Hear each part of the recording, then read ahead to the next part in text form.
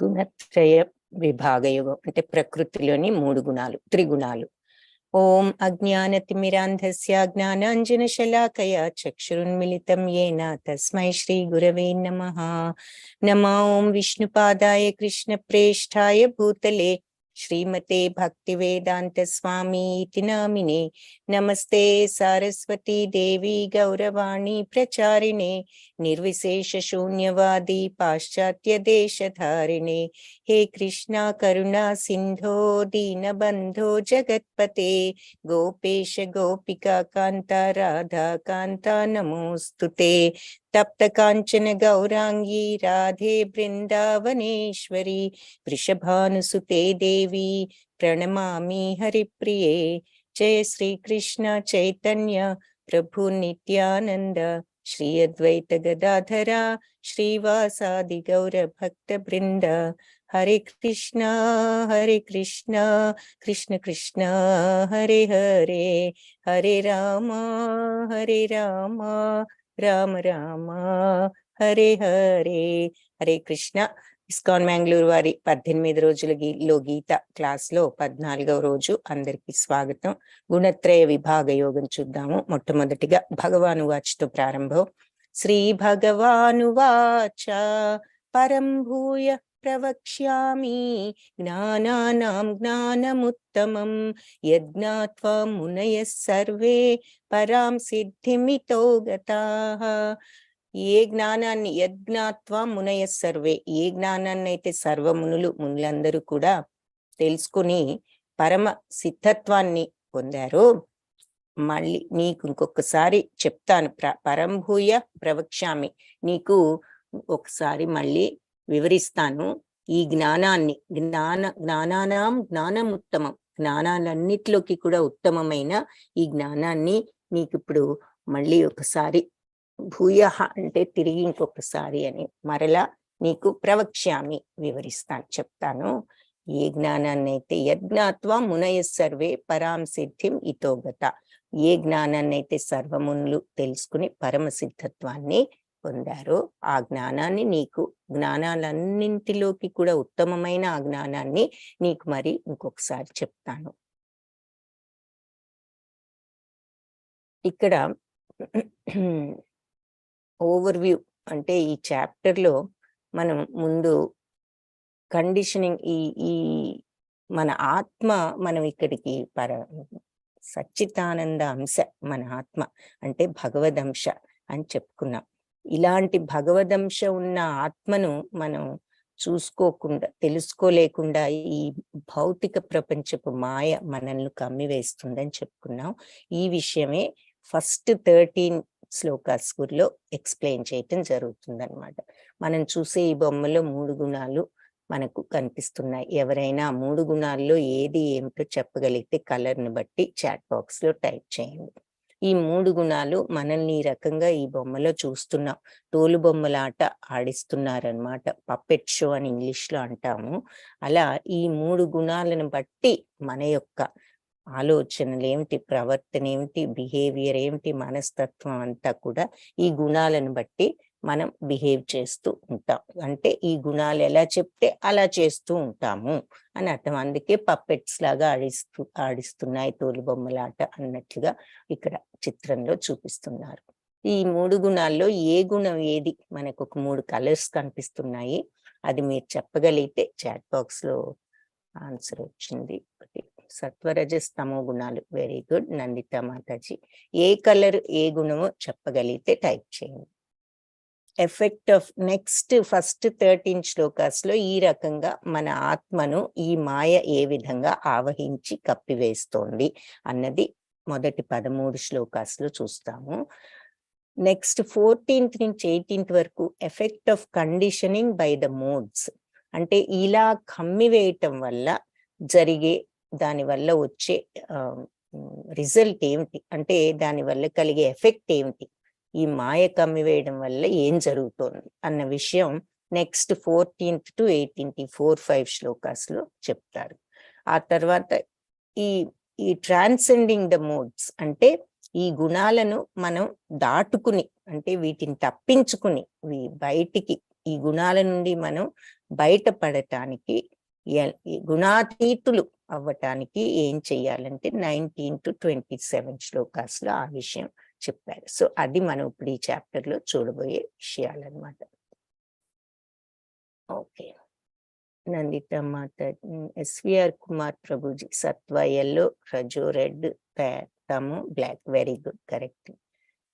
White సత్వ రాజేశ్వరి మాతాజీ, red రజు, బ్లాక్ తమో, వెరీ గుడ్. రవి తేజ ప్రభుజీ కూడా సేమ్, సత్వ ఎల్లో, రజు రెడ్, తమో గుణం బ్లాక్. శశి కరెక్ట్. శశికళ మాతాజీ సత్వ వైట్, రజు రెడ్, బ్లాక్ తమో, వెరీ గుడ్. సో రెడ్ అంటే మరి సత్వనేమో ఎల్లో అంటే ఎప్పుడు శుభ సూచకం కాబట్టి ఎల్లో, కానీ వైట్ ప్యూర్ కాబట్టి సత్వగుణాన్ని ఆ రెండు కలర్స్ లో చూపించుతూ జరుగుతుంది. రజోగుణం రెడ్ ప్యాషన్, కోరికకు ప్యాషన్ కి సింబల్ కాబట్టి రజోగుణం ఎరుపులోను, తమో గుణం మరి నలుపు అజ్ఞానానికి సూచన లాంటిది, కొంచెం లేజినెస్ కి ఇలాంటి వాటికి, కాబట్టి తమో గుణాన్ని బ్లాక్ లో చూపిస్తున్నారు. Very good, correct. సో ఈ సోల్ ఎలా ఈ గుణాలతో ఆవహించేసి ఉన్నది, ఆ ఆవహించు అనేది మొదటి 13, ఆవహించి ఉండడం వల్ల ఏం జరుగుతుంది అన్నది నెక్స్ట్ 4-5 శ్లోకాస్. ఆ తర్వాత మరి ఏం జరుగుతోంది, మనం మాయలో పడి చేసే పనులు, సత్వగుణంలో ఉన్న వాళ్ళు దేవతల దగ్గరికి, రజోగుణంలో ఉన్న వాళ్ళు ఈ భూలోకంలోనే మళ్ళీ మళ్ళీ పుడుతూ, తమో గుణంలో ఉన్న వాళ్ళు జంతు రాజ్యం అని ఇక్కడ మనకు చూపిస్తున్నారు. అది మనం చూస్తాం, ఆ శ్లోకాస్ కూడా ఉన్నాయి ఈ చాప్టర్ లో చెప్తారు. అదే 14th ఈ ఎఫెక్ట్ తో ఏం జరుగుతోంది, ఏ గుణం ఉన్న వాళ్ళు ఎలా వెళ్తున్నారు అన్నది చూస్తాం అన్నమాట. ఇకపోతే ఈ గుణాలను అధిగమించటం ఎట్లా, కప్పివేసింది మన ఆత్మను, గుణాలను అధిగమించటం అంటే మరి ఆత్మతత్వాన్ని మనం అర్థం చేసుకోగలుగుతాం, అంటే ఎక్స్పీరియన్స్ చేయగలుగుతాం. ఆ ఆత్మ ఎలా ఉంటుంది, ఆ బ్రహ్మం అనేది ఎంత సచ్చితానందం, దివ్యానందం, నిత్యానందం, మహదానందం ఏమిటి అన్నది మనం తెలుసుకోవాలి అంటే దాని తత్వం ఈ గుణాలన్నీ దాటుకుని వెళ్ళాలి. ట్రాన్సెండింగ్ ద మోడ్స్, అది లాస్ట్ 10 శ్లోకాస్ లో చెప్తారనమాట. సో అది మనం ఇప్పుడు చూస్తున్నాము. సో మొట్టమొదటిగా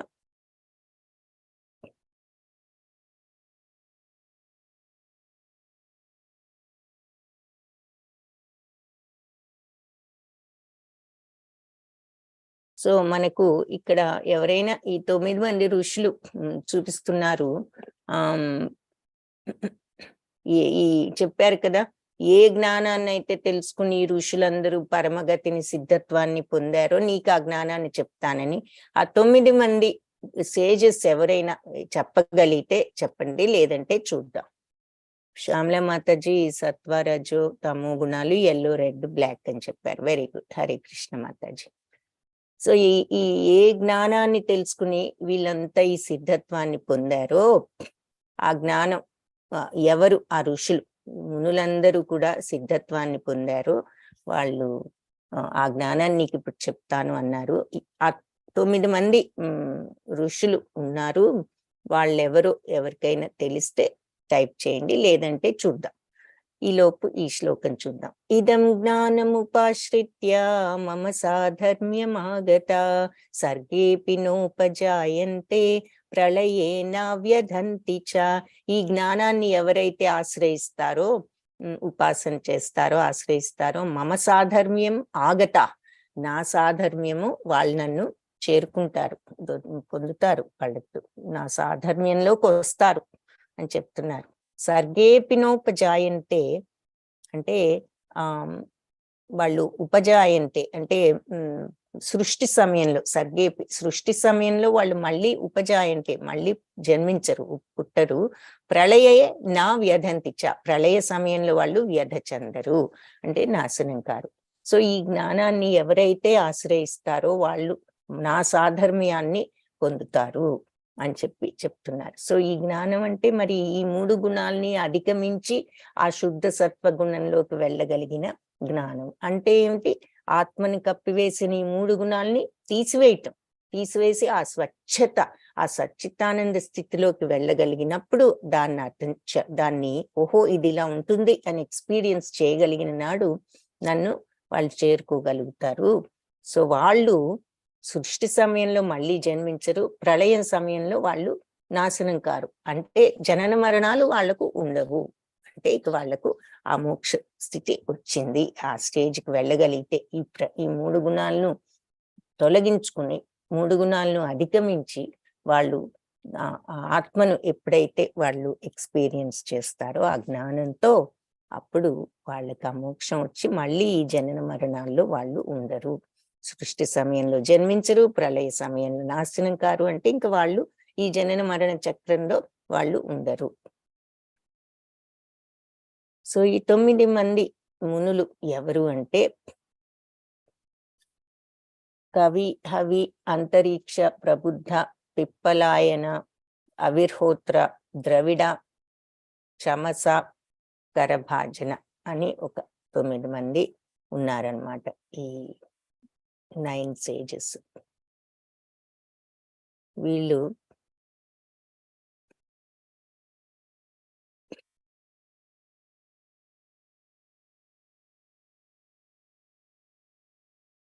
తర్వాత వీళ్ళు ఈ 9 మంది ఎలాంటి ఏమిటంటే వీళ్ళొక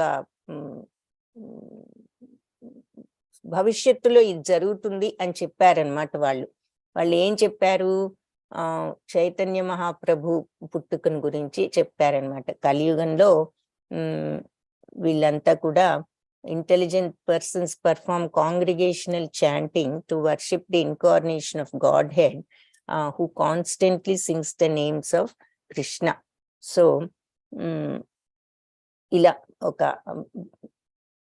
అంటే నిత్యము కూడా శ్రీకృష్ణుడి పలుకులు పలికేటటువంటి ఒక భగవంతుడి అవతారాన్ని వీళ్ళందరూ కూడా పూజిస్తారు.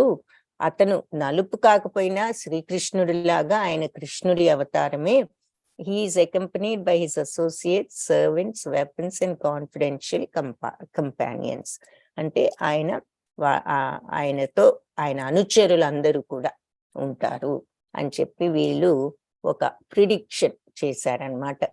ఈ కవులందరూ కూడా భాగవతంలో చెప్తారు. 11వ స్కందంలో 5వ అధ్యాయంలో 32వ శ్లోకంలో. సో చైతన్య మహాప్రభు ఎవరు అన్నది మరి ఎవరికైనా తెలిస్తే చాట్ బాక్స్ లో టైప్ చేయండి, చూద్దాము. మనం డీటెయిల్గా కాదు, జస్ట్ బ్రీఫ్ గా మెన్షన్ చేయటానికి ఈ విషయాన్ని చెప్తున్నాం. తర్వాత ప్రహ్లాద మహారాజు గురించి కూడా 7th స్కందం 7th క్యాంటో ఆఫ్ భాగవతంలో ఉన్నది. మరి ప్రహ్లాద మహారాజు ఆయన కూడా 7వ అధ్యాయంలో కలియుగంలో భగవంతుడి యొక్క అవతరణ గురించి చెప్పారు అని చెప్పి చెప్తున్నారు. గరుడ పురాణంలో కూడా ఇలా చెప్పారు భగవంతుడు. అహం పూర్ణో భవిష్యామి యుగ సంధ్యౌ విశేషతః మయా పురే నవద్వీపే భవిష్యామి శచీసుత. సో ఇది గరుడ పురాణం. నేను మళ్ళీ శచీ పుత్రుడుగా నవద్వీపం అని మాయాపూరు నవద్వీపంలో పుడతాను. I will come in my complete spiritual form in the first part of Kaliyuga. కలియుగం మొదట్లో నేను నా యొక్క ఆధ్యాత్మిక ఫామ్ లో నేను మళ్ళీ వస్తాను అని చెప్పి చైతన్య మహాప్రభు అని గరుడ పురాణంలో కూడా భగవంతుడు చెప్పారు అని ఉన్నది. అలాగే గరుడ పురాణంలోనే ఇది కూడా ఉంది. కలే ప్రధాన సంధ్యాయం లక్ష్మీకాంతో భవిష్యతి దరుబ్రహ్మ సమీపస్థ సన్యాసి గౌర విగ్రహ. In the first part of Kali-yuga, Supreme Personality of Godhead will come in a gold-like form. అందులో కూడా గరుడ పురాణంలో ఇది కూడా ఉన్నది. కలియుగం మొదట్లో ఆయన బంగారు కాంతి ఛాయలో ఉంటారు. మొదట మరి లక్ష్మీదేవికి భర్తగా ఉంటారు. తర్వాత ఆయన ఒక సన్యాసి అవుతారు. ఎక్కడ near lord Jagannatha who will appear in a divine wooden form. Jagannatha Puri దగ్గర ఆయన సన్యాసి అవుతారు అని చెప్పి అక్కడ గరుడ పురాణంలో కూడా ఉన్నది. నరసింహ పురాణంలో కూడా ఏమున్నది? సత్యే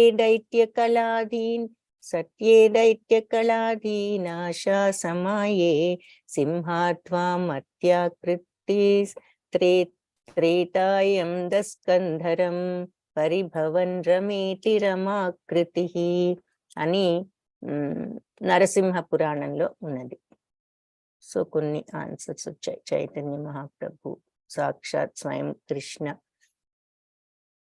కృష్ణ చైతన్య మహాప్రభు, డివిఆర్ కుమారి మాతాజీ very good, SVR Kumar Lord Srikrishna very good, Nandita మాతాజీ, రాధాకృష్ణులు, శ్యామల మాతాజీ, కృష్ణ భగవాన్ని, అంశ చైతన్య మహాప్రభు వెరీ గుడ్, రవితేజ ప్రభుజీ శ్రీకృష్ణ భగవాను ప్రతినిధి very good, Hare Krishna. So అందరికీ ఈ విషయం అందరూ కరెక్ట్ గా చెప్పారు, ధన్యవాదాలు. సో నరసింహ పురాణంలో ఏమనుంది అంటే అంటే దేవాది దేవుడు సత్యయుగంలో సగం మనిషిగా సగం సింహంగా వస్తారు. మరి Narasimhaswamy to cure a terrible disease that had ravaged the daityas. So అదే ఈ రాక్షసుల్ని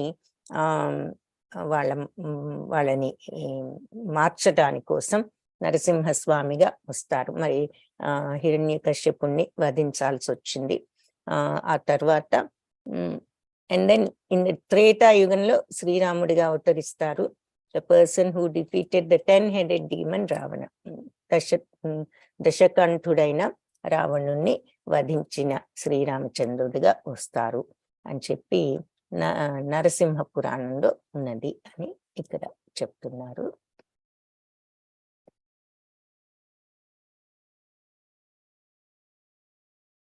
తర్వాత ద్వాపర యుగంలో removed the earth's burden and protected the gopa people of Vrajapura. So ఈ ద్వాపర యుగంలో కూడా మరి ఎంతో మంది రాక్షసుల్ని సంహరించి ఈ వ్రజపురంలో ఉన్నటువంటి ఈ గోపాలురందరినీ కూడా రక్షించారు అని చెప్తున్నారు. మళ్ళీ కలియుగంలో కూడా అవతరిస్తారు. ఆయన ఎలా ఉంటారంటే గోల్డెన్ ఫామ్, తర్వాత delight in chanting the lord's holy names, his name will be Chaitanya అని నరసింహ పురాణంలో కూడా చెప్పబడింది అని ఇక్కడ చెప్తున్నారు. సో బంగారు ఛాయలో భగవంతుని నామాన్ని జపిస్తూ ఉంటారు, పేరు చైతన్య అని ఇక్కడ నరసింహ పురాణంలో చెప్పారు అని చెప్తున్నారు. అలాగే పద్మ పురాణంలో భగవంతుడే చెప్తారని చెప్తున్నారు. కలే ప్రథమ సంధ్యాయం గౌరంగోతం మహీతలే భాగీరథీ తథే రమ్యే భవిష్యామి శచీసుత. నేను కలియుగం బిగినింగ్ లో ఒక అందమైన గౌరంగోతం మహీతలే కలే ప్రథమ సంధ్యాయం అంటే కలియుగం బిగినింగ్ పార్ట్ లో నేను ఈ భాగీరథీ నది ఒడ్డున రమ్యమైన భాగీరథీ తటంలో నేను గౌరంగోతం మహితలే భవిష్యామి సుతుడుగా అంటే శచీసుతుడుగా నేను పుడతాను ఒక బంగారు ఛాయలో అని చెప్పి భగవంతుడు చెప్పారు అని చెప్పి పద్మ పురాణంలో చెప్తున్నారు అన్నమాట. సో భాగీరథీ తటంలో మరి శచీదేవి సుతుడుగా బంగారు ఛాయలో కలియుగం బిగినింగ్ లో నేను ఈ రమ్యమైనటువంటి భాగీరథీ తటంలో నేను భవిష్యత్తులో జన్మిస్తాను శచీదేవి సుతుడుగా అని చెప్పి చెప్తున్నారు. గౌరంగోతం అంటే బంగారు ఛాయలో, మహీతలే ఈ భూమి మీద, భాగీరథీ తటంలో ఒడ్డున రమ్యమైన భాగీరథీ తటంలో ఈ భవిష్యత్తులో శచీదేవి సూతుడుగా నేను అవతరిస్తాను అని చెప్పి చెప్తున్నారు. అథర్వణ వేదంలో మరి ఏం చెప్తున్నారు అంటే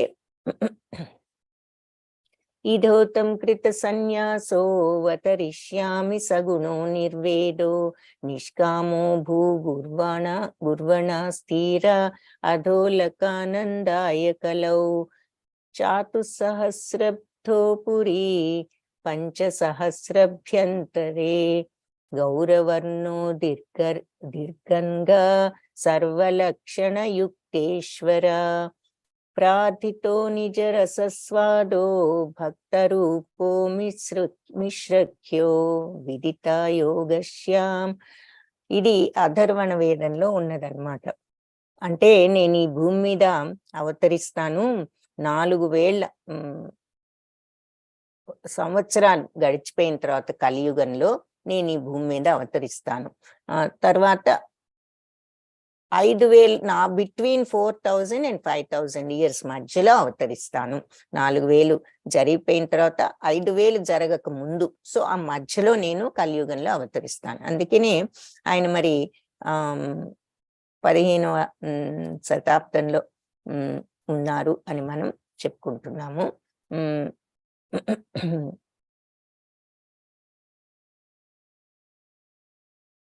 సో ఎక్కడ అవతరిస్తాను? I come on the Ganga నది యొక్క ఒడ్డు మీద నేను పొడవుగా ఉంటాను, ఒక బ్రాహ్మణ భక్తుడను. అన్ని ఆస్పిషియస్ సిమ్టమ్స్ అంటే ఈ పవిత్రమైన చిహ్నాలన్నీ కూడా ఉంటాయి. తర్వాత నేను వైరాగ్యంతో ఉంటాను. నాలో మీరు ఈ దివ్యమైనటువంటి ఈ సంకేతాలన్నీ కూడా చూస్తూ ఉంటారు. నేను ఒక భక్తుణ్ణి, భక్తి యోగాన్ని నేను ఆచరిస్తూ ఉంటాను.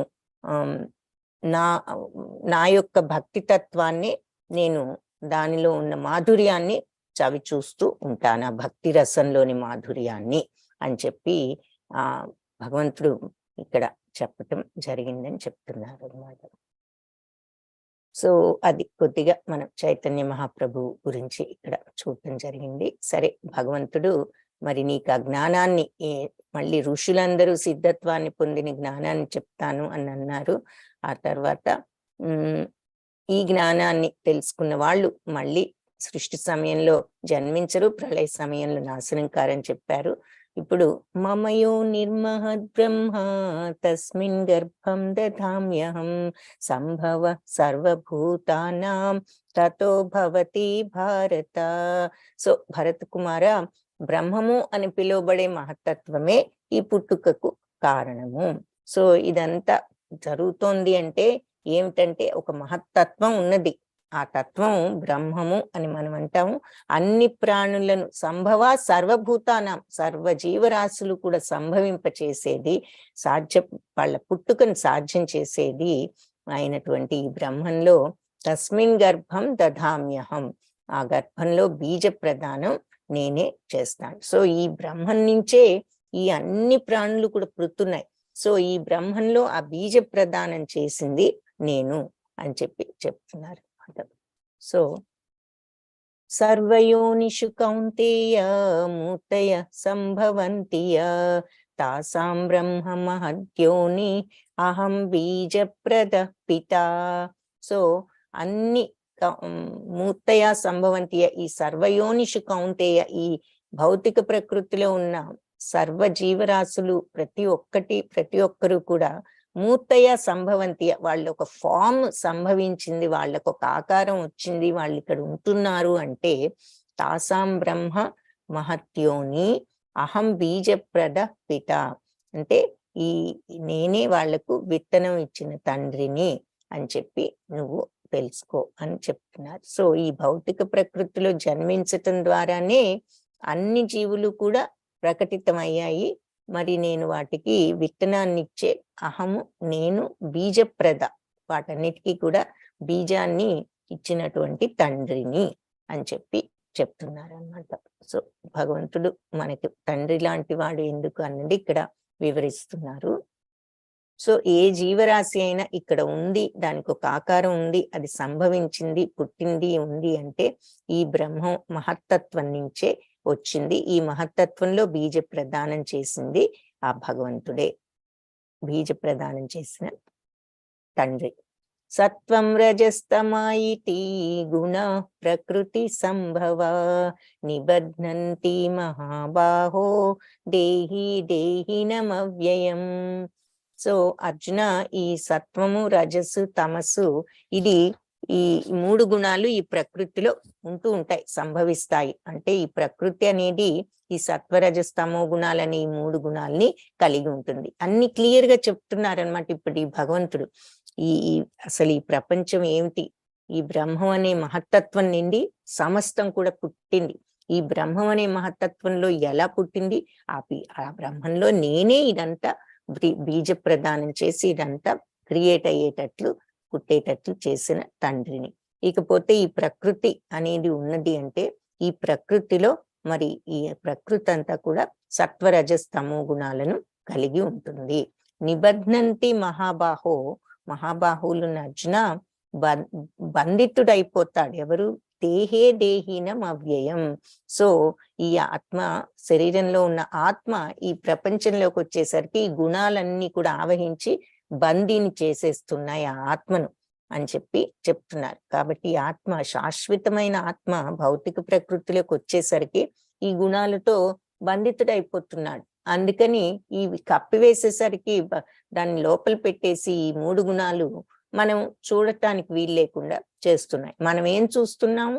ఈ 3 గుణాలని చూస్తూ అవి ఎలా చెప్తే అలా అవి ఆ స్వభావాన్ని మలుచుకుంటున్నాం. సో అవి మనల్ని డిక్టేట్ చేస్తున్నాయి, మనల్ని నియంత్రిస్తున్నాయి. ఈ స్వభావం అయితే ఇలా చేయాలి, ఆ స్వభావం అయితే అలా చేయాలి. మిక్స్చర్ ఉంటే కొన్నిసార్లు మంచి, కొన్నిసార్లు చెడు, అలా. అందుకని ఈ 3 కూడా ఆ భగవదంశ అయిన ఆత్మను చుట్టేసి మనల్ని ఇలా తోలు బొమ్మలాట ఆడిస్తున్నాయి అన్న విషయం ఇక్కడ చూస్తున్నాం. ఇప్పుడు ఈ గుణ ప్రభావాలు ఎలా ఉంటాయి? ఇప్పటి వరకు విషయాన్ని చెప్పారు. ఈ మహత్తత్వం ఏమిటి, ఇది అంటే నన్ను, ఆ జ్ఞానం వచ్చిన వాళ్ళు ఈ గుణాలను తొలగించుకుని బయటపడి ఆత్మను చూడగలిగిన వాళ్ళు, గుణాలను అధిగమించి వాళ్ళు నన్ను పొందుతారని చెప్పారు.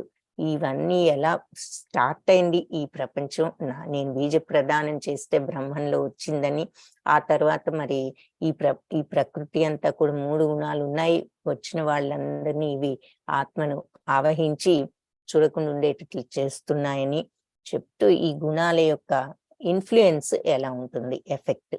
సో ఉదయం లేవడం, మరి సత్వగుణంలో ఉన్న వాళ్ళు కొంచెం తెల్లవారుజాము లేవటం, తమో గుణంలో ఉన్న వాళ్ళు మరి లేటుగా లేవటం, రజోగుణంలో ఉన్నవాళ్ళు కొంచెం లేటు, తమో గుణంలో ఉన్నవాళ్ళు సగం రోజు అయిపోయిన తర్వాత లేవడం. అలాగే మరి లేచిన తర్వాత ఏం చేస్తారు? మరి సత్వగుణంలో ఉన్నవాళ్ళు కాస్త భగవన్నామ జపం, భగవంతుని తలుచుకోవడం, స్పిరిచువల్ ఆధ్యాత్మిక మార్గంలో ఉండటానికి అభ్యాసాలు చేస్తే, రజోగుణంలో ఉన్న వాళ్ళు కోరికలు కాబట్టి వాళ్ళు ఎక్సర్సైజ్ అని ఇక్కడ చూపిస్తున్నారు. అంటే దాని అర్థం ఏమిటంటే ఎక్సర్సైజ్ చేయటం తప్పని కాదు, దేనికి ప్రాముఖ్యతనిస్తారు? ఆధ్యాత్మికతకి ఇస్తారా, లేకపోతే ఓన్లీ ఈ భౌతిక ప్రపంచానికి సంబంధించిన విషయం? శరీరాన్ని సవ్యంగా చూసుకోవాలి, గౌరవించాలి, అబ్యూస్ చేయకూడదు బాడీని. అంటే చెడు అలవాట్లతో మన బాడీని మనం పాడు చేసుకోకూడదు, ఆరోగ్యంగా ఉంచుకోవాలి. ఎందుకు అంటే మరి ఈ బాడీ లోపల ఉన్నదే ఆత్మ, పరమాత్మ. కాబట్టి మనం బాడీని ఆ రెస్పెక్ట్ ఇవ్వాలి, కరెక్టే. కానీ అంటే ఎంతసేపు భౌతిక ప్రపంచపు విషయాల మీదే కానీ ఆధ్యాత్మిక దృష్టి లేకపోవటం అని ఇక్కడ అర్థం చేసుకోవాలి. ఇకపోతే తమో గుణం అంటే ఈ ఎగ్జాంపుల్ ఏంటంటే ఈజీగా అర్థం చేసుకోవటానికి పెట్టారు. లేజినెస్ కి, త్వరగా లేకపోవటానికి చిహ్నంగా ఇక్కడ లేవకపోవటం, లేచినా కూడా ఏదో ఫోన్ చూసుకుంటూ కూర్చోవటం చూపిస్తున్నారు. దాని అర్థం ఏమిటంటే మనుషులు సమయాన్ని వృధా చేయటం, అవసరమైన పనులు, జ్ఞానం కలిగించే పనులు చేయకపోవడం, ఇలా బద్ధకంతో టైం వేస్ట్ చేయటం, ఇది అజ్ఞానాన్ని సూచిస్తుంది. కాబట్టి తమో గుణానికి ఎగ్జాంపుల్ గా చెప్తున్నారు. అలాగే మరి ఎలాంటి పుస్తకాలు చదువుతారు? మరి సత్వగుణం వాళ్ళు కొంచెం ఆధ్యాత్మిక జ్ఞానం, భగవద్గీత, భాగవతం, ఇంకా ఆధ్యాత్మికతను సూచించే బుక్స్ మీద ఇంట్రెస్ట్ ఉంటుంది. రజోగుణంలో ఉన్న వాళ్ళు ఇంకెంతసేపు భౌతిక ప్రపంచ కోరికల మీద ఉంటారు. కాబట్టి దానికి సంబంధించినదే ధనం ఎలా ఆర్జించాలి అంటే అవన్నీ చెయ్యకూడదు అని కాదు, వాళ్ళ యొక్క ఫోకస్ అది అని అర్థం. అలాగే తమో గుణంలో ఉన్న వాళ్ళు ఎప్పుడు భ్రాంతిలో ఉంటారు. అంటే కామిక్స్ చూపిస్తున్నారు, చిన్నపిల్లలు మరి చదువుతారు, తప్పే ఉందని మనకు డౌట్ వస్తుంది. తప్పని కాదు, వాళ్ళు చదువు నేర్చుకునేటప్పుడు రకరకాల వాళ్ళకి చదువు మీద ఇంట్రెస్ట్ కి కొన్ని స్టోరీస్ నేర్చుకోవచ్చు. కానీ ఎప్పుడు ఆ భ్రాంతిలో నిజం కూడా కాని విషయాల్లో ఉపయోగపడని భ్రాంతి కలిగించే విషయాల్లో నిమగ్నమై ఉంటారు అని ఇక్కడ అర్థం అన్నమాట. ఇంకా నిద్రపోవటం, మరి సత్వగుణంలో వాళ్ళు త్వరగా పడుకుంటారు. Early to bed early to rise, త్వరగా పడుకుని త్వరగా లేవటం. మరి రజోగుణంలో వాళ్ళు కొంచెం ఆలస్యంగా పడుకొని కొంచెం ఆలస్యంగా లేవడం. తమో గుణంలో వాళ్ళు మరి సగం రాత్రి అయిపోయిన తర్వాత తెల్లవారుజామున నిద్రకు వెళ్ళడం, ఆ తర్వాత సగం రోజు అయిపోయిన తర్వాత లేవడం జరుగుతూ ఉంటుంది. అది ఇక్కడ చూపిస్తున్నారు. ఈ సత్వగుణం అనేది మరి ఎలాంటిదంటే నిర్మలమైనది, మనకి మనసుకు ఆహ్లాదాన్ని కలిగించేది, దివ్యమైన గుణాలుంటాయి, పాజిటివ్ థింకింగ్ ఉంటుంది. రజోగుణం అనేది ఎప్పుడు కూడా కంట్రోలింగ్ మెంటాలిటీ అన్నమాట. కొంచెం మిక్స్డ్ అది ఇది ఉంటూ ఉంటాయి. మరి స్వార్థం ఎక్కువ, సెల్ఫిష్నెస్, సెల్ఫ్ ఎంతసేపు మన గురించి ఆలోచించుకుంటూ మన కోరికలు మనం అన్నిట్లో కంట్రోల్డ్ గా ఉండాలి అని జనరల్ గా హ్యూమన్ బీయింగ్స్ అందరికీ ఎక్కువ రజోగుణంలో ఉంటారు అని చెప్తారు. ఇకపోతే తమో గుణం అన్ని కూడా నెగిటివ్, ఇంకా అసలు ఆలోచనల్లో కూడా స్వచ్ఛత అనేది ఉండదు. మరి ఎప్పుడు ఏదో బాధ ఉన్నట్టుగానే ఫీలింగ్ లో ఉంటారు. ఎప్పుడు కూడా వాళ్ళలో పాజిటివ్నెస్ కానీ సంతోషం కానీ ఇటువంటి ఉండవు. డిమానిక్ అంటే కొంచెం దానవ ప్రవృత్తి కలిగి ఉంటారు. మరి పాజిటివ్ ఎప్పుడు పెయిన్ లో ఉంటారంటే శారీరక పెయిన్ అని కాదు, ఎప్పుడు మానసిక పెయిన్ ఎప్పుడు వస్తుంది, నెగిటివ్ ఫీలింగ్స్ ఉన్నప్పుడు మనసు బాగుండదు. ఎప్పుడు మనకు దుఃఖం ఎందుకు వస్తుంది, సరే కొన్ని విషయాలకు మన కోరిక తీరినప్పుడు మనకి వెంటనే డిసప్పాయింట్మెంట్, అసలు దానిని దుఃఖం అని కూడా అనకూడదు, బట్ డిసప్పాయింట్మెంట్ వస్తుంది. ఆ డిసప్పాయింట్మెంట్ తో మనసంతా చిరాకు, దాంతో ఆందోళన, కోపము, మరి ఈ కోరిక ఎవరికైతే తీరుతుందో వాళ్ళ మీద ఈర్ష్య, ఇవన్నీ ఈ ఫీలింగ్స్ ఉన్నప్పుడు ఏం జరుగుతుంది, మనశ్శాంతి కరువు అవుతుంది. కాబట్టి మనశ్శాంతి కరువు అయిందంటే మరి పెయిన్ లో ఉన్నామని, మనశ్శాంతి లేనప్పుడు ఇంకేముంటుంది, ఏది ఉండదు. కాబట్టి ఆ రకంగా ఎప్పుడు మనశ్శాంతి లేకుండా ఉంటూ ఉంటారు. ఈ చిత్తశుద్ధి, ప్యూర్ ఫీలింగ్స్ లేకపోవటం వల్ల. మనం కూడా ఒక్క నిమిషం ఆలోచిస్తే మరి మనం మంచి భావాలతో ఉన్నప్పుడు సంతోషంగా ఉంటాం. ఏదైనా మనకి అంటే, కానీ మనం ఆ సంతోషం ఎలా తెచ్చుకోవాలని నార్మల్ గా ఈజీ వే ఏమిటనుకుంటాము, మన కోరిక తీర్చుకుంటే మనం హ్యాపీ అనుకుంటాం. కానీ తీరనప్పుడు కూడా పర్వాలేదు, ఇది ఇలా జరగాలనుంది అని సరిపెట్టుకోగలిగినప్పుడే, అందుకే ఈక్వానిమిటీ అనేది, ప్రతిఫలాపేక్ష వదులుకోండి, ఏది జరిగినా సమత్వంతో ఉండండి అన్న మాటకు అర్థం అది. అప్పుడు మనకే మనశ్శాంతి. మనం అది చిన్న విషయాల్లో ప్రాక్టీస్ చేసి చూస్తే మనకు అర్థం అవుతుంది. ఇలా జరిగింది, మనం అలా జరుగుతుంది అనుకున్నాం, సరే ఏదో జరిగింది, మన ప్రయత్నం మనం చేసాం అని వదిలేసినప్పుడు మనకే మనశ్శాంతి. అదే పట్టుకుని మనం ఆలోచిస్తూ ఇది ఎందుకు ఇలా జరిగింది, వాళ్ళకు బాగా అయింది, మనకెందుకు అవ్వలేదు, ఇలా అనుకున్నాము అంటే మనకి అది మనశ్శాంతి కరువు అవుతుంది. సో అలా ఎప్పుడు కూడా ఇంప్యూర్ ఫీలింగ్స్ లో ఉంటూ, బాధలో ఉంటూ, మరి దానవ ప్రవృత్తితో ఉంటూ, నెగిటివ్ థింకింగ్ లో ఉండటం తమో గుణం అని చెప్తున్నారు. ఇంకా ఏం చెప్తున్నారు, మరి పాపరహితుడ, అనఘ అంటే పాపరహితుడ. వీటిల్లో సత్వగుణం నిర్మలమైంది కాబట్టి ప్రకాశింపచేస్తూ మనిషిని అన్ని పాపాల నుంచి విముక్తి చేస్తుంది. మరి అది మనందరం కూడా ఈసారికి తెలుసుకున్నాం. వీటన్నిటిలోకి కూడా సత్వగుణం నిర్మలమైంది, మనిషిని పాపాల నుంచి విముక్తి చేస్తుంది. అయితే మనం ఏం చెప్పుకున్నాం, ఎంత విముక్తి చేసినా సత్వగుణం కూడా ఒక బంధమే. ఎందుకంటే మనిషిని మరి నేను చేస్తున్నాను, నేను మంచి మార్గంలో ఉన్నాను, ఆ నేను అనే ఫీలింగ్ ఇంకా వదిలిపెట్టలేదు మనల్ని. భగవంతుడు చేస్తున్నాడు అన్నది మనకి ఇంకా డెవలప్ అవ్వలేదు. కాబట్టి మనం నేను జ్ఞానాన్ని పెంచుకోవాలి, నేను మంచి మార్గంలో ఉన్నాను అని ప్లెజర్ అనేటటువంటి ఫీలింగ్, అంటే తప్పు కాదు, ఆనందంగా ఉండకూడదా అని కాదు, కానీ అక్కడ పాయింట్ ఏమిటంటే నేను అనే ఫీలింగ్ ఇంకా వదలేదు. ఆ రకంగా సత్వగుణం కూడా కొంత బంధాన్ని క్రియేట్ చేస్తుంది. మనం గొలుసులతో కంపేర్ చేసి చెప్తారు, ఏది ఇనుప గొలుసేమో తమో గుణము, రాగి గొలుసేమో రజోగుణము, బంగారు గొలుసేమో మరి సత్వగుణం అనుకున్నామంటే అన్ని గొలుసులే, కాకపోతే గొలుసుల విలువలో తేడా ఉంది. కాబట్టి అన్నీ కూడా ఈ రకమైన బంధాలను కలిగిస్తుంది. కాబట్టి మనం ఈ ఈ ఈ సత్వగుణం కూడా కొంత బంధం, పాప విముక్తి చేస్తుంది, మంచి మార్గంలో ఉన్నాం కాబట్టి. కానీ కంప్లీట్ మోక్షం, బంధాల నుంచి మనం ఆ సత్వగుణాన్ని కూడా వదిలించుకుంటేనే కంప్లీట్ గా ఈ గుణాల నుంచి ఫ్రీ అవుతాం అన్నమాట. అప్పుడే ఆత్మదర్శనం కలుగుతుంది. ఓ కౌంతేయ, రజోగుణం ఏమో అపారమైన కోరికలు, ఆశల నుంచి ఉద్భవిస్తుంది. ఇది ఆత్మను కామ్యకర్మల పట్ల ఆసక్తి కలిగించి బంధించి వేస్తుంది. ఇక్కడ మీరు గమనిస్తే ఆసక్తి అన్న మాట వాడుతున్నారు ప్రతి దాంట్లో. అంటే ఏదైనా సరే ఆ కోరిక అనేది ఉన్నప్పుడు బంధం అనేది వస్తుంది. సో సత్వగుణంలో కూడా మంచి మార్గంలో ఉండాలి, నేను చెయ్యాలి అని, అంటే నేను చెయ్యాలి అనేటటువంటిది, నేను చేశాను, ఆ రకమైన బంధం అన్నమాట. అక్కడ ఆ కంప్లీట్ శరణాగత తత్వం లేదు. సో ఆ స్టేజ్ లోకి వచ్చి సత్వగుణంలోకి, ఆ తరువాత మనం ఆ ఫీలింగ్ కూడా ఇదంతా భగవద్ అనుగ్రహమే, నేను కాదు, ఈ మార్గంలో నన్ను పెట్టింది భగవంతుడే అనేటటువంటి శరణాగత తత్వాన్ని అప్పుడు డెవలప్ చేసుకుంటే మెల్లగా మనం అందులో నుంచి కూడా బయటపడగలుగుతాం అన్నమాట. ఇంకపోతే మరి అజ్ఞానంతో జనించే ఈ తమో గుణం ప్రాణులన్నిటికీ కూడా అవివేకాన్ని కలిగిస్తుంది. సరే, అజ్ఞానాన్ని ఇస్తుంది. తమో గుణం అజ్ఞానం వల్ల వస్తుంది, అందుకే అవివేకాన్ని ఇస్తుంది.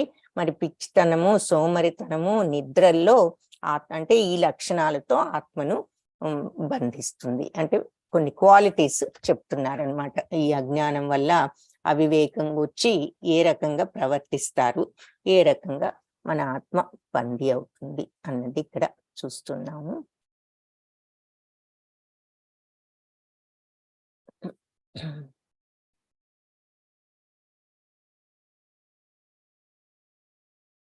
సో సత్వగుణంలో ఉన్న వాళ్ళు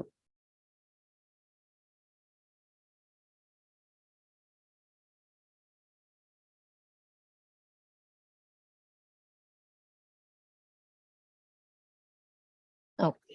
సో వీళ్ళు ఈ రకంగా బందీలు అవుతారు అని చెప్పి ఇక్కడ 3 రకాల వాళ్ళు ఎలా బందీలు అవుతారన్నది చెప్పారు.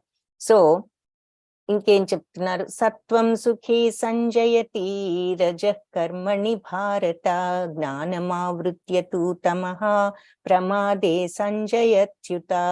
సో సత్వగుణం సుఖాన్ని సంజయతి కలిగిస్తుంది, రజః కర్మణి భారత రజోగుణం కర్మలలో మరి మనల్ని పెట్టేస్తుంది, ఈ కర్మలలో బద్ధుణ్ణి చేసేస్తుంది. జ్ఞానమావృత్య తు తమః ప్రమాదే సంజయత్యుత. సో తమో గుణం జ్ఞానాన్ని కప్పివేసి ఆవహించి వేసి ప్రమాదే సంజయత్యుత బుద్ధిహీనతలో బంధించి వేస్తుంది అని చెప్పి చెప్తున్నారు. అంటే ఈ 3 గుణాలు. సో సత్వగుణం అంటే సుఖాన్ని, అంటే మరి సంతోషాన్ని, పాప విమోచనం ఇది కలిగిస్తుంది సత్వగుణం. అవన్నీ కలిగించినప్పుడు దాన్ని వదులుకోవడం ఎందుకు అనుకుంటాం. సో అంటే పుణ్యం వస్తుంది, పాపాలు పోతాయి, స్వర్గానికి వెళ్తాము, కానీ మళ్ళీ తిరిగి వచ్చే అవకాశం ఉన్నది. కంప్లీట్ గా మరి ఆ స్టేజ్ ఇంకా రాలేదని అర్థం అనమాట, ఆ శరణాగత తత్వం. ఇకపోతే రజోగుణం ఉందంటే మరి మళ్ళీ కర్మలలో బద్ధుని చేయటం అంటే మళ్ళీ భూప్రపంచానికి వస్తూ ఉంటాము. తమో గుణం ఉంది అంటే మరి మరి ఇక అజ్ఞానంలో ఉంటూ జంతు రాజ్యాల్లోకి వెళ్తారు అని చెప్తున్నారు. రజస్తమశ్చాభిభూయ సత్వం భవతి భారత రజసత్వం తమశ్చైవ తమస్సత్వం రజస్తథా. సో భరత కుమారుడ, ఒక్కొక్కసారి రజోగుణము తమో గుణము సత్వగుణాన్ని ఈ రజో తమో గుణాలను అణిచివేసి సత్వగుణం ఆధిపత్యాన్ని తీసుకుంటుంది. కొన్నిసార్లు రజోగుణము సత్వగుణాన్ని తమో గుణాన్ని జయించి అది ఆధిపత్యాన్ని తీసుకుంటుంది. కొన్నిసార్లు తమో గుణమే సత్వగుణాన్ని రజోగుణాన్ని జయించి తమో గుణం ఆధిపత్యాన్ని తీసుకుంటుంది. ఇలా ఈ 3 గుణాలు కూడా ఆధిపత్యం కోసం ఎప్పుడు పోటీ పడుతూ ఉంటాయి. మనస్సుని ఇలా ఈ 3 వాళ్ళ వైపుకి లాక్కోవడానికి ప్రయత్నిస్తున్నారని ఈ చిత్రంలో మనకు చూపిస్తున్నారు అనమాట.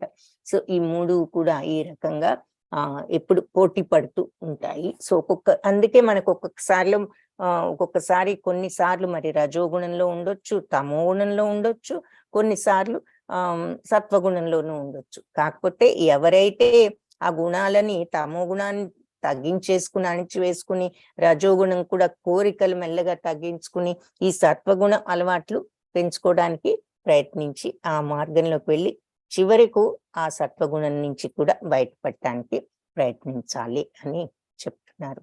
సర్వద్వారేషు దేహేస్మిన్ ప్రకాశ ఉపజాయతే జ్ఞానం యదా తదా విద్యాత్ వివృద్ధం సత్యమిత్యుత. సో ఈ సర్వద్వారేషు దేహేస్మిన్, ఈ శరీరంలో ఉన్న అన్ని ద్వారాలు ప్రకాశ ఉపజాయతే, ఎప్పుడైతే ప్రకాశవంతం అయిపోతాయో, జ్ఞానంతో, దేంతో ప్రకాశం అవుతాయి? ఎప్పుడైతే అన్ని ద్వారాలు ఈ శరీరంలో జ్ఞానంతో ప్రకాశిస్తూ ఉంటాయో, అంటే అంత జ్ఞానంతో ప్రకాశితమైనప్పుడు అది సత్వగుణం యొక్క ప్రకటితం అని తెలుసుకో. యదా తదా విద్య వివృద్ధం సత్వమిచ్యుత, అది సత్వగుణం యొక్క ప్రకటితము, అంటే అది సత్వగుణానికి చిహ్నము అని తెలుసుకో. అలాగే భరతులలో ప్రధానుడా అర్జునుడా, రజోగుణం పెరిగినప్పుడు లోభం అంటే దురాశ అన్నమాట, ఇంకా ఇంకా కావాలి అని, కామ్యకర్మల కోసం తీవ్ర ప్రయత్నం. మరి దురాశ ఇంకా కావాలంటే మరి ఇంకా ఎంత ఉన్నా కూడా చాలదు అనుకున్నప్పుడు ఇంకా ఇంకా తీవ్రంగా ఎప్పుడూ ఆందోళనలో ప్రయత్నాల్లో ఉంటూ ఉంటాం. అదుపులేని కోరికలు మరియు అత్యాశ పెంపొందుతాయి. కురునందన అని ఈ రకంగా ఇప్పుడు అర్జునుని సంబోధిస్తూ, అజ్ఞానము, సోమరితనము, నిర్లక్ష్యము మరియు మోహము, ఇవి తమో గుణానికి ప్రధాన లక్షణాలు. సో ముందసలు అజ్ఞానం, దానివల్ల సోమరితనం, నిర్లక్ష్యం అంటే ఏది మంచి ఏది చెడు, ఏది చేయకూడదు ఏది చెయ్యాలనేటటువంటి విచక్షణ లేకుండా ఒక మోహంలో, అంటే జ్ఞానం లేకుండా ఉంటూ ఇలా తప్పు పనులు చేసేవాళ్ళు సోమరితనంతో ఉంటూ అజ్ఞానంతో ఈ తప్పు పనులన్నీ చేస్తూ ఉండేవాళ్ళు ఉండటం తమో గుణం యొక్క ప్రధాన లక్షణం. ఈ సత్వగుణం ఎక్కువగా ఉన్నప్పుడు మరి ఆధ్యాత్మిక మార్గంలో ఉండటం, కలిసి ఉండటం, పోట్లాడుకోకుండా ఉండటం, మంచి స్వభావంతో ఉండటం, ఈ రకమైనవి చూస్తాం. అదే రజోగుణం ప్రధానంగా ఉందనుకోండి, మరి ఎంతసేపు దురాశ, ఇంకా కావాలి అని మనశ్శాంతి లేకుండా ఇంకా ఏదో చెయ్యాలి, అణుచుకోలేని కోరికలు, తీవ్ర ప్రయత్నాలు, తపన, ఈ రకమైన మెంటాలిటీ రజోగుణానికి ఉంటుంది. మరి తమో గుణం ఉన్నప్పుడు ఇక కంప్లీట్ అజ్ఞానము, అంధకారము, చీకటి, సోమరితనం, బుద్ధిహీనత, భ్రాంతి, ఈ ఏది కూడా ఇక సరైన పద్ధతిలో మన వివేకం పనిచేయదు. ఆ వివేకం యదా సత్వే ప్రవృద్ధే తు ప్రళయం యాతి దేహభృత్ తదోత్తమ విదాం లోకాన్ అమలాన్ ప్రతిపద్యతే. కాబట్టి మనిషి సత్వగుణంలో ఉంటూ మరణించినట్లయితే తదోత్తమ విదాం లోకాన్, ఉత్తమ లోకాలను పొందుతాడు. అమలాన్ ప్రతిపద్యతే. సో అతను జ్ఞానులు ఉండేటటువంటి పవిత్ర లోకాలు, రజస్సు తమస్సు లేనటువంటి ఆ లోకాలను చేరుకుంటాడు అని చెప్తున్నారు. ఇలాంటి జ్ఞానులు ఇదివరకు నైమిషారణ్యంలో వీళ్ళంతా కూడా ఉండి ఈ ఋషులందరూ చర్చించుకునేవారు. సో ఈ జ్ఞానులందరూ ఉండే లోకాల్లోకి, పవిత్ర లోకాలు, రజోగుణం తమోగుణం లేని ప్రదేశానికే ఈ సత్వగుణంలో ఉంటూ మరణించినప్పుడు వెళ్తాము. అది రజసి ప్రళయం గత్వా కర్మ సంగిషు జాయతే తథా ప్రలీనస్తమసి మూఢయోనిషు జాయతే. సో రజోగుణం ప్రధానంగా ఉంటూ మరణించినట్లయితే, రజసి ప్రళయం గత్వా, రజోగుణంలో గనక మరణించినప్పుడు గతించినట్లయితే కర్మ సంగిషు జాయతే, మళ్ళీ పనులు పనులతో కూడుకున్నటువంటి ప్రపంచంలో పుడతాం. అంటే పనులతో నిండి ఉన్నది అంటే ఈ కర్మలతో నిండి ఉన్నది ఏది మన భూ ప్రపంచంలోనే మళ్ళీ పుడతాం. తమో గుణంలో మరణించినప్పుడు మరి జంతు జాతులలో పుడతారు అని చెప్తున్నారు. ఇలా తమో గుణంలో ఉన్నప్పుడు జంతు జాతులలో పుడతారు. 15th శ్లోక అది.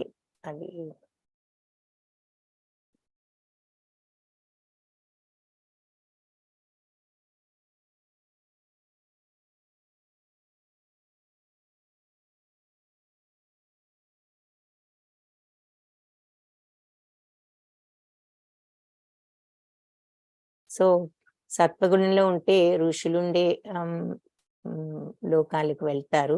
అక్కడ రజోగుణం తమో గుణం ఉండదు. కానీ రజోగుణంలో మరణించిన వాళ్ళేమో మళ్ళీ ఈ కామ్యకర్మలు ఉండే ప్లేస్ ఏది మరి అది భూలోకం, అక్కడే పుడతారు. తమో గుణంలో ఉన్న వాళ్ళు జంతుజాలంలో పుడతారు అని చెప్పి ఈ సరే చూసాము. కర్మణ సుకృతస్యాహు సాత్వికం నిర్మలం ఫలం రజసస్తు ఫలం దుఃఖం అజ్ఞానం తమసః ఫలం. సో సత్వగుణంలో చేసిన కార్యాలేమో పవిత్రమైన ఫలితాలు ఇస్తాయి. రజోగుణంలో చేసే పనులు మరి దుఃఖాన్ని కలుగజేస్తాయి. అంటే దుఃఖాన్ని అంటే మరి ఆందోళనలు, మనశ్శాంతి లేకపోవటం ఇవన్నీ కూడా కలుగుతాయి. తమో గుణంలో చేసే పనులు కంప్లీట్ అజ్ఞానంలో చీకటి కలిగిస్తాయి. సత్వగుణంలో చేసే పనులు పవిత్ర ఫలితాలు. ఇక్కడ సత్వగుణానికి అంటే సూచనగా దేవాలయాలు ఆధ్యాత్మికతను చూపిస్తున్నారు.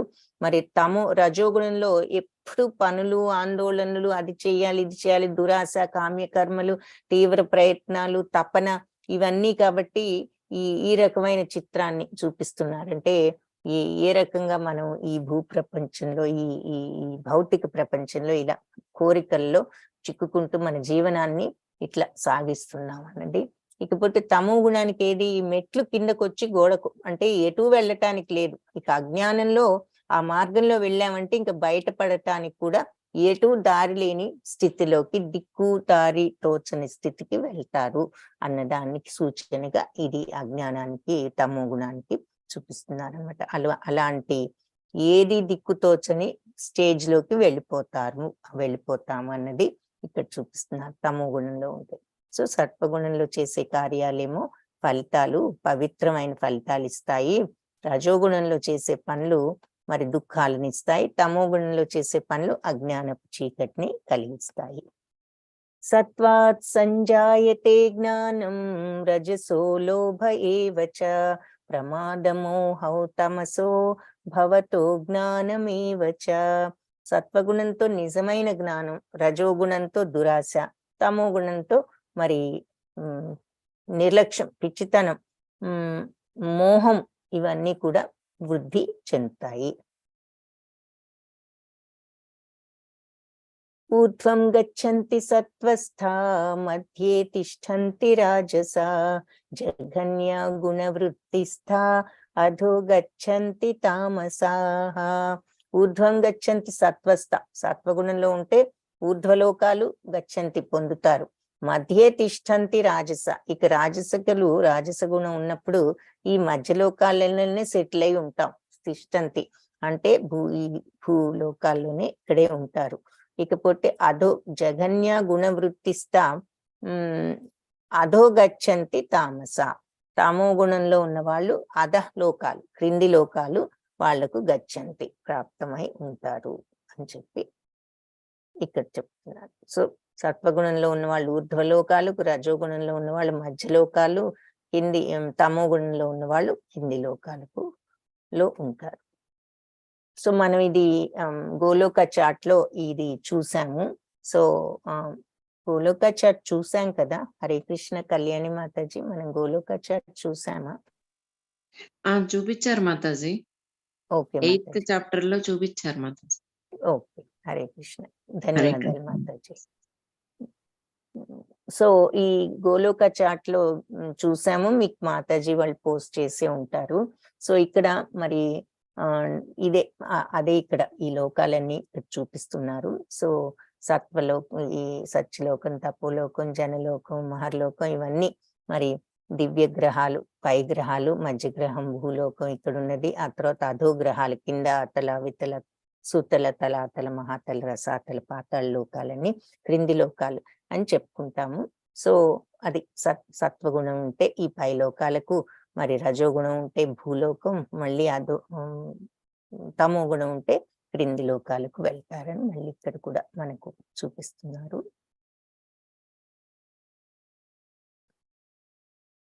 గుణానీతానతీత్యత్రీన్ దేహి దేహ సముద్భవాన్ జన్మ మృత్యు జరా దుఃఖై విముక్తోమృతమశ్నుతే. సో ఈ దేహదారి ఎప్పుడైతే ఈ 3 గుణాలకు అతీతంగా, గుణానీతానతీత్యత్రీన్, ఈ 3 గుణాలకు అతీతంగా గనక దేహి దేహ సముద్భవాన్, ఈ దేహదారి వెళ్ళగలిగినప్పుడు ఈ 3 గుణాలకు అతీతంగా జన్మ మృత్యు జరా దుఃఖై విముక్తో మృతం అశ్నుతే. ఈ జన్మ మృత్యు జర వృద్ధాప్యం దుఃఖ అనే దుఃఖాల నుంచి విముక్తుడై అమృతం అశ్నుతే, అమృతత్వాన్ని పొందుతాడు. సో చాలా క్లియర్ గా ఇక్కడ సింపుల్ గా ఉంది, అది ఫాలో అవటం మనం ప్రయత్నించాలి. దేహదారి ఎప్పుడైతే ఈ త్రిగుణాలను అధిగమించగలుగుతాడో ఈ జన్మ మృత్యు జరా వ్యాధులు అనేటటువంటి దుఃఖాన్ని నుంచి విముక్తి చెంది ఈ జన్మలోనే అమరత్వాన్ని పొందుతాడు అని చెప్పి చెప్తున్నారు. సో ఈ 3 గుణాలని ఇక్కడ సంఖ్యలు లాగా చూపిస్తున్నారు. ఈ సంఖ్యలని మనం గనక పెంచుకోగలిగితే మరి అప్పుడు ఈ ఇనుప సంఖ్యలు అంటే తమో గుణాన్ని నుంచి మరి రజోగుణంలో కన్నా తమో గుణాన్ని రజోగుణాన్ని కూడా వదిలించుకుని సత్వగుణంలోకి వెళ్ళడానికి ట్రై చేసి ఆ తర్వాత సత్వగుణాన్ని కూడా అధిగమించగలిగినప్పుడు అమరత్వం వస్తుంది అన్నది ఇక్కడ పాయింట్. సో మనం ఒక ఎగ్జాంపుల్ నిన్న చెప్పుకున్నాం. ఏది, ఒక ముళ్ళు ఉందంటే ముళ్ళును ముళ్ళుతోనే తీయాలి అనే మాట మనందరం వినే ఉంటారు అందరూ. సో ఈ సత్వగుణం, ఈ రజోగుణము తమో గుణం అనే ముళ్ళను ఈ సత్వగుణం సహాయంతో ఆ 2 ముళ్ళను తీసివేసి, ముళ్ళును తీసిన తర్వాత బయటకు లాగిన ముళ్ళును పారేస్తాము. ఏ ముళ్ళుతో అయితే ఆ ముళ్ళును బయటకు లాగామో దానిని కూడా పారేస్తాం. అలాగే ఈ సత్వగుణ సహాయంతో రజోగుణాన్ని తమో గుణాన్ని తొలగించుకుని అవి వదిలించుకున్న తర్వాత ఈ సత్వగుణాన్ని కూడా వదిలించుకునే స్టేజ్ కి రావాలి. అంటే సత్వగుణం వదిలేస్తే మరి మంచి వాళ్ళం కాకుండా ఉంటాంగా అనుకుంటున్నాము. అది కాదు అక్కడ. సత్వగుణం వదిలేసి మళ్ళీ రజోగుణంలోకి వెళ్ళమని కాదు. అవి ఎలాగూ వదిలించుకోవాలి, వదిలించుకున్నాము. దీన్ని కూడా వదిలిపెట్టడం అంటే ఆ నిర్గుణ స్థితికి వెళ్ళగలగటం. నేనేదో మంచి పనులు చేస్తున్నాను, నేను ఈ మార్గంలో ఉన్నాను, ఇవన్నీ కూడా వదిలిపెట్టు. శరణాగతత్వం, భగవంతుడు ఆయనే ఏది చేసిన ప్రసాదం అనేటటువంటి ఆ కంప్లీట్ శరణాగతి మోడ్లోకి వెళ్ళగలిగినప్పుడు ఇదేదో నా వల్ల సాధ్యమైంది, నేను మంచి మార్గంలో ఉండబట్టి నేను ఇలా ఉంటున్నాను అనే ఫీలింగ్స్ లేకుండా ఇది సహజం, ఇది భగవంతుడు, ఆయన ఏది చేసినా ఆయన అనే ఆ శరణాగత తత్వాన్ని డెవలప్ చేసుకున్నప్పుడు అది మరి సత్వగుణం కూడా వదిలిపెట్టిన శుద్ధ సత్వ గుణం. సో అర్జున ఉవాచ, ఇదంతా విన్నాడు భగవంతుడు, అన్ని ఇప్పటి వరకు చెప్పారు. అర్జునుడు అంటున్నాడు అన్నమాట ఇక్కడ. అర్జున ఉవాచ క్లైర్లింగైత్రీన్ గుణానీతాన్ అతీతో భవతి ప్రభో హిమాచార కథం చైతాన్ త్రీన్ గుణానతివర్తతే.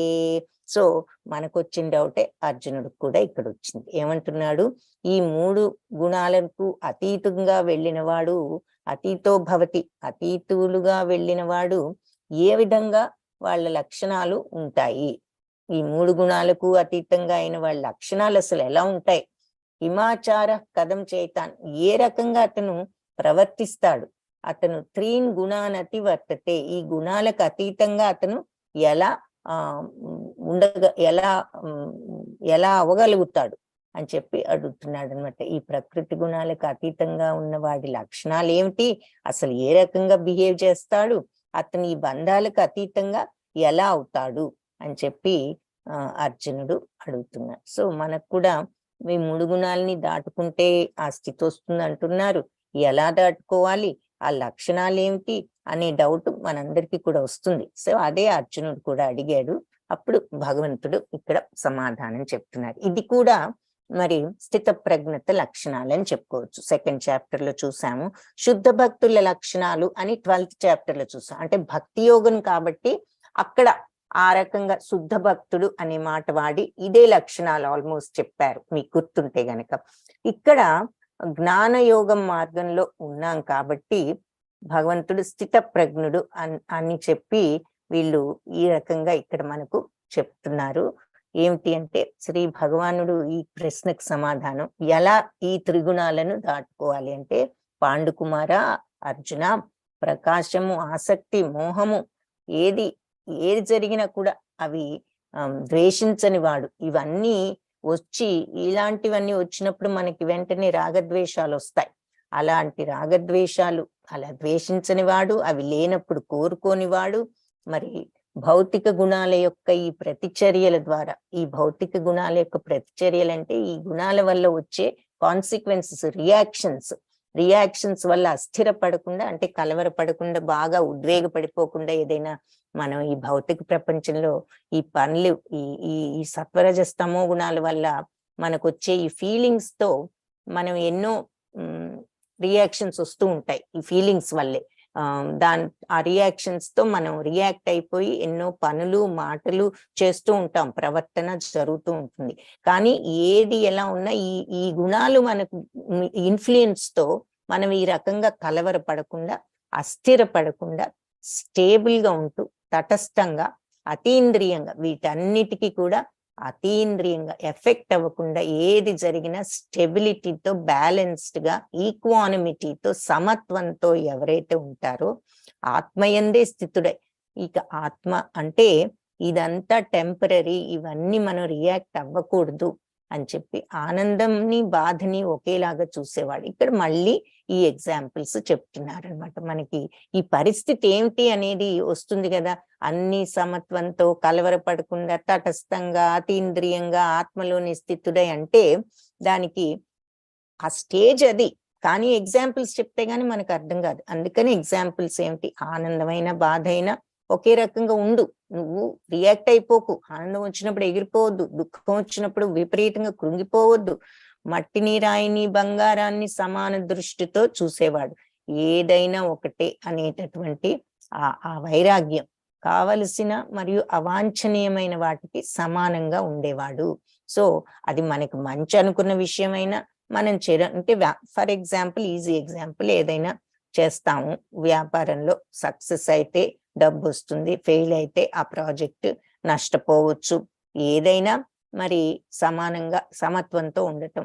ప్రశంస, ఎవరైనా మనని పొగిడినా పొంగిపోవక్కర్లేదు, నిందించితే కృంగిపోవక్కర్లేదు, గౌరవించితే పొంగిపోవక్కర్లేదు, అగౌరవం అయినా కానీ కృంగిపోవక్కర్లేదు. ప్రశంస, నింద, గౌరవం, అగౌరవం అన్ని విషయాలు ఒకటే, సమానంగా తీసుకునేవాళ్ళు.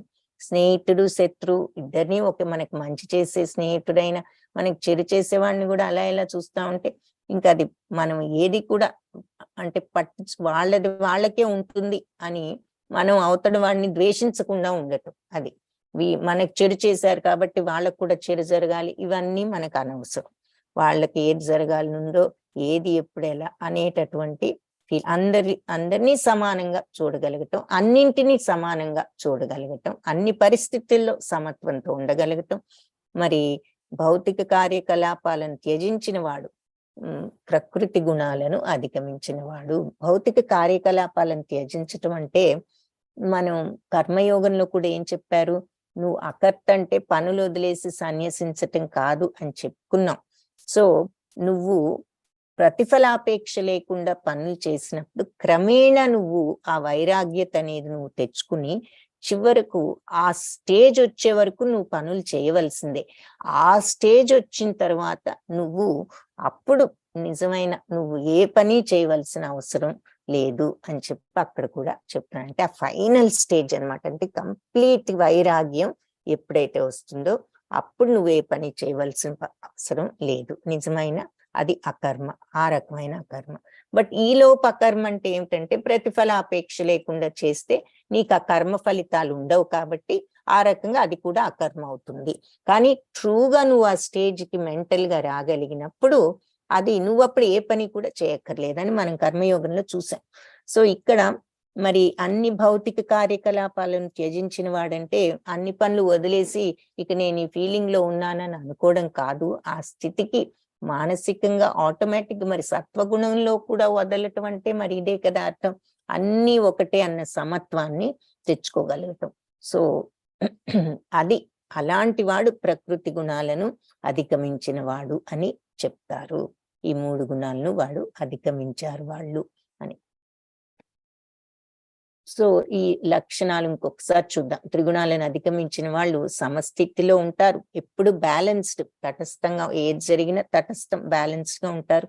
ఉద్వేగాలకు ఉదాసీనత్వం, ఉద్వేగాలు లేకుండా, పరిత్పన లేకుండా, అంటే అన్నిటికీ ఎఫెక్ట్ అయిపోయి రియాక్ట్ అయిపోకుండా, అసూయ లేకుండా. ఇక అతని ప్రవర్తన లక్షణాలు ఏమిటన్నాడు కదా, సో ఇవి చెప్పారు. ఇప్పుడు ప్రవర్తన ఎలా ఉంటుంది, ఎలా అని అడిగాడు కాబట్టి అన్ని పరిస్థితుల్లోనూ సమత్వం, అంటే ప్రశంస అయిన, నిందైన, గౌరవమైన, అవమానమైన, ఆనందమైన, దుఃఖమైన, మనకి వాంఛనీయమైనదైనా అవాంఛనీయమైన విషయం ఏది జరిగినా కూడా సమత్వం. ప్రతి ఒక్కరితోనూ మరి ప్రతి దానితోనూ కూడా సమానంగా వ్యవహరించటం. మట్టి, రాయి, బంగారమైన ఒకటే అనుకోవటం. ప్రతి ఒక్కరితో మిత్రుడైన శత్రువైనా కూడా ఒకే రకంగా ప్రవర్తించటం. మిత్రుడని వాళ్ళని మర్యాద చేసే, శత్రువు అని వాళ్ళని అవమానించటం అలా కాకుండా ఎప్పుడూ విచిత్రంగా వ్యవహరించరు. అంటే భగవంతుడిని శరణాగతి పొందటం ఆధ్యాత్మిక. విచిత్రంగా అంటే వేరే మార్గంలో ఉండరు అని. భగవంతుని శరణం వేడటం ఆధ్యాత్మిక అభ్యాసంలో దృఢత్వం. మాంచయో వ్యభిచారేణ భక్తి యోగేన సేవతే సగుణాన్ సమతీత్యైతాన్ బ్రహ్మ భూయాయ కల్పతే. సో ఇలా వీళ్ళు నిశ్చలంగా పూర్తి భక్తి సేవలో నిమగ్నమై ఎప్పుడు కూడా ఈ ప్రకృతి యొక్క సగుణాన్ సమతీత్యైతాన్, ఈ 3 గుణాలను కూడా అధిగమించి బ్రహ్మభూయాయ కల్పతే, ఆ బ్రహ్మము అనే స్థితికి వస్తారు. సో ఆత్మను అర్థం చేసుకున్నప్పుడు ఆ బ్రహ్మం అనేది ఆ స్థితి పొందుతాము అన్నది ఇక్కడ చెప్తున్నారు. బ్రహ్మణో హి ప్రతిష్టాహం అమృతస్య అవ్యయస్య చ శాశ్వతస్య చ ధర్మస్య సుఖస్య ఐకాంతికస్య చ. ఆ బ్రహ్మం అనేది ఆ స్థితికి వెళ్తారు కాబట్టి ఆ స్థితి ఎలా ఉంటుందో ఇక్కడ వర్ణిస్తున్నారు అనమాట.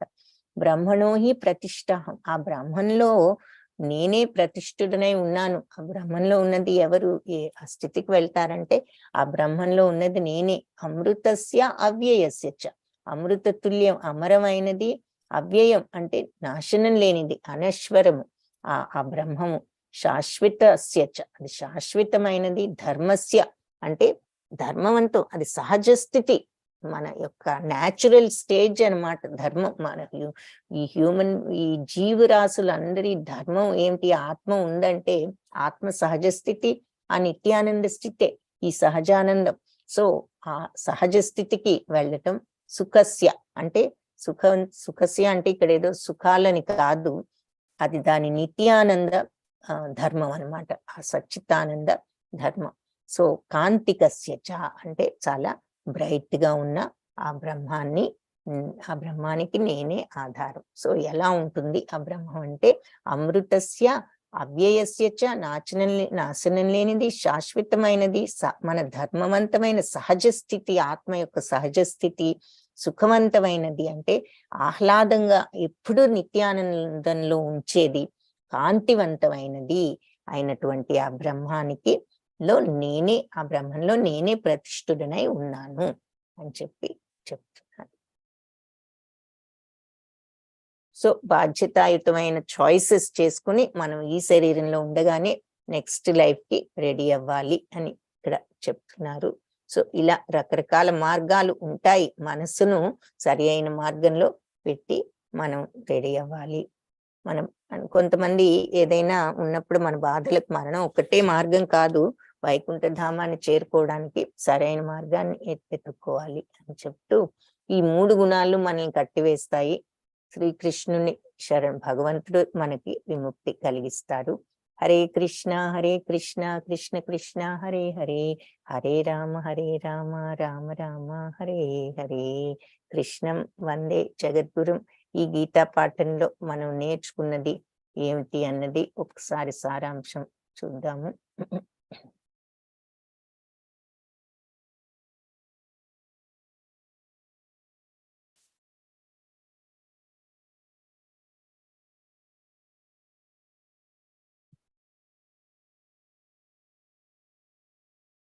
సదా భక్తియుక్త సేవలో నిమగ్నమై ఉండటం ద్వారా మనం ఈ భౌతిక గుణాలు సంఘం నుంచి, అటాచ్మెంట్ నుంచి అత్యంత సులభంగా విడబడగలము.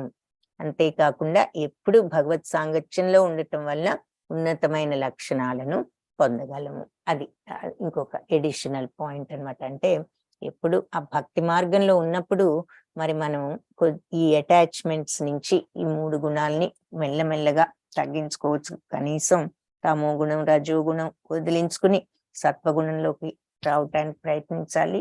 మరి ఎప్పుడు భగవత్ సాంగత్యం అంటే మరి మైండ్ భగవన్నామాన్ని జపిస్తున్నప్పుడు ఆయన్ని కొంతైనా స్లోగా మనం భగవంతుణ్ణి మనసులో ప్రతిష్ఠించుకోవటం స్టార్ట్ అవుతుంది. కాబట్టి మంచి లక్షణాలు వాటంతటవే డెవలప్ అవుతాయి. మరి కోపము, ఈర్ష్య, తర్వాత కొద్దిగా ఈ కోరికలను తగ్గించుకోగలగటము, ఇటువంటివన్నీ కూడా తగ్గించవచ్చు. ఉన్నత లక్షణాలు పొందగలము అని చెప్పి మనకి ఇక్కడ ఈ పాఠంలో తెలుసుకున్నాము. హరే కృష్ణ.